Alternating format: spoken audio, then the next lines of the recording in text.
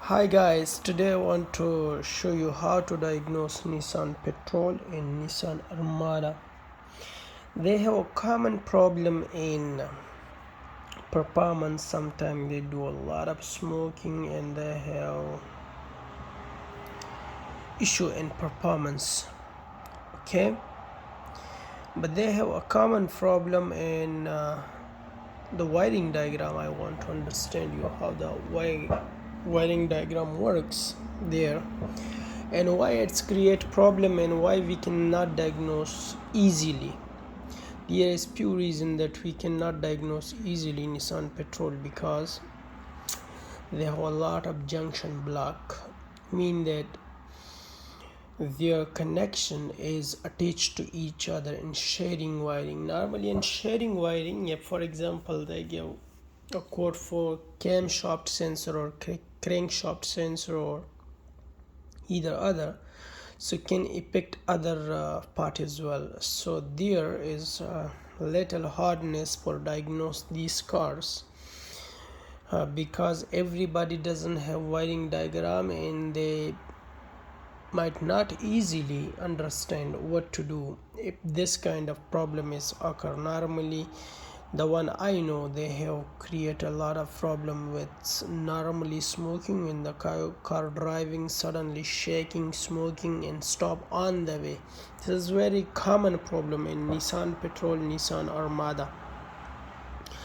So when the people want to diagnose, they change ECU a lot of thing, but still not success. Even though they change the crank sensor, but not success in that conditions. I have seen a lot of these things, and I see that happen. So step by step diagnose. The video will quite long, I know that, but if you're really interested how to diagnose it, it should be a very nice videos for you. Okay, so here if you know IPDM, okay, this is IPDM is intelligent power distribution module, which is in the front engine compartment of the car. Okay, this side is ECM. Okay, this is the ECM after here, and now this is the coil. Okay, this is the coil. So let's see how it's work. If you see here, this is IPDM and this is hot line. Okay, always. So this wire is come straight forward and direct goes to ECM. Okay, once ECM receive this signal, they give the ground wire, okay, which is this one, and this ground wire go to IPDM relay. Okay, this relay is to all the system can run. Okay, the one is go from this relay, they can run this all system. This relay available inside the IPDM. Okay, so if you look at here, this relay, from this relay is two wire come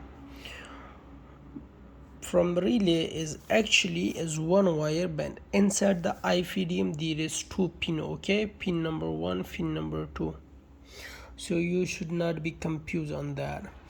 This wire is hot wire and come all the way here. Okay, and from there one wire is goes against to the ECM to open all the ECM. Okay, and another wire is come here to the bottom, and this is camshaft sensor, and this is camshaft sensor. Okay, so this two wires come from that wire is come to junction wire camshaft 1 and camshaft 2, but normally in the wiring diagram they said it IVT-CPS. Okay, so intake, valve, timing, control, position sensor, the same as this one, intake, valve, timing, control, position sensor. Okay, These two sensor they give different name, okay, and another two sensor they give different name. They have three sensor for camshaft, and they have one sensor for crankshaft. So this two sensor is controlled differently, in that another two is controlled differently, okay. This is crank sensor and this is another cam sensor, the one I talked before, okay. This wire is the same wire but is distribute in a lot of place. Number one, it's two wires goes inside to ECU, another two is come to cam 1, cam 2, in cam sensor 3 and crank sensor 4. Mean this one wire distribute these all things. So has come to crank sensor, has come to cam sensor 1, is come to cam sensor, is come to cam sensor from this one wire. Remember that from that one wire, from that one wire also come to purge wall, okay, the hot wire, and also come to mass airflow sensor. Only from this one relay one wire is distribute to all places, okay. And the problem is that this is sharing wire, okay. So look at here that how is hard to diagnose. For example, if this one sensor is short, okay, this short this ground to this wire, it will affect almost a lot of problem in the car, because you need to diagnose, you need to remove one connector, this one, and see your computer the fault code. Then you need to remove this one and see your fault code, and then you need to remove this one, and then you need to remove this one, and similarly you need to remove one by one and check the fault code, because sometimes the fault code will come, it will not clear, okay, because there is short in the wiring, so they will not clear that, give clear idea that which thing is problem. If in case the problem is unknown, then you must need to check one by one and see your computer. For example, I remove the cam sensor and then see my computer say that you are open harness or something, they give code, it means that this sensor is okay, because this wiring is here, okay. You need to go to another one, then you need to go to another one, and then you need to another one. So diagnose for this system is quite tricky. You need to diagnose one by one. Even I see another car like BMW, from crank sensor the three wires come direct from ECM. So when they give crank sensor code, you need to check this three wire. If for example is not, then it might be your ECM problem, but in this case no, you need to check all these things, okay. So look at here, for this is ground wire and one is signal wire. So this is the ground wire, this is the another wire which is called positive wire supply, okay, come from IFDM, and the signal wire is goes direct to the ECM. The same for this, you need to check these all things. If for example they give the crank sensor problem sometime and your problem cannot solve, you need to check also the cam sensor as well. You need to check this all system as well.